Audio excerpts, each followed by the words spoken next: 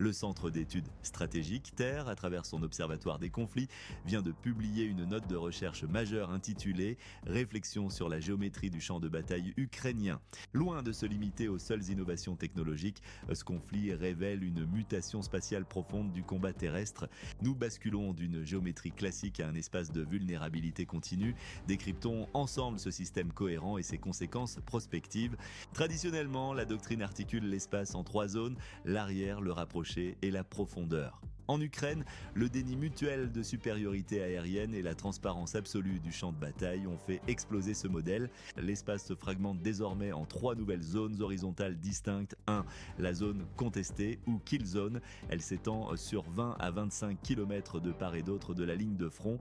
C'est un no man's land hyper létal où la saturation des drones FPV interdit toute concentration de force et impose une démécanisation tactique. 2. L'espace de bataille médian. Jusqu'à 50 km du front, c'est la zone des appuis-feu, de la guerre électronique et des drones ISR.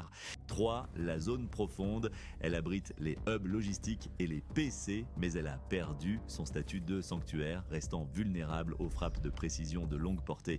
Cette géométrie est aussi verticale, marquée par la saturation de la basse-couche aérienne par les micro-drones, et souterraine, car enterrer les structures est devenu vital.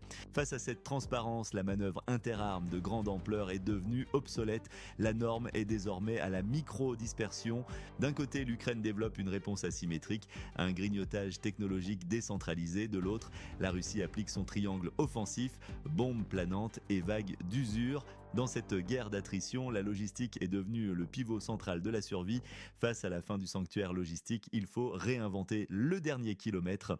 Les convois massifs cèdent la place à des micro-caches, au désilhouettage des véhicules et à l'usage massif de robots terrestres UGV et de drones bombardiers lourds. La forme actuelle du champ de bataille ukrainien façonne notre représentation de la guerre de demain. Pour l'armée de terre française, les enseignements du CCF sont clairs.